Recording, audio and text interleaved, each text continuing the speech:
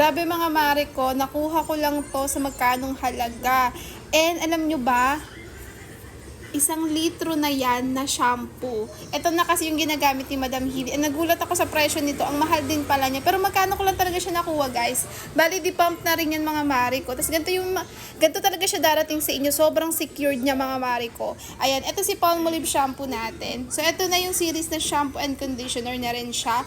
Ang ganda-ganda nito, be. Tsaka ang bango sa buhok ng aking anak. So, ito na yung ginagamit niya nun. Kasi mabango nga talaga siya. Tapos nakuha ko pa to ng magkano lang, B. Tapos di-pump na ganyan. Kasi sabi ni Madam Hidi, gusto na nga raw niya yung di-pump na ganito. So, ngayon mga mare ko, abang-abang kayo, mag-add to cart kayo para kapag nagka-discount to, makuha nyo siya ng magkano lang talaga. As in, sobrang magkano ko lang talaga to nakuha. Kasi, tinignan ko dito sa Yellow Basket, ang mahal pala ng original price nito, be. So, ayun na mga mare ko, mag-add to cart na kayo kung gusto nyo rin ng ganitong shampoo na kalaki-laki. Tignan nyo, 1 litro. Bongga.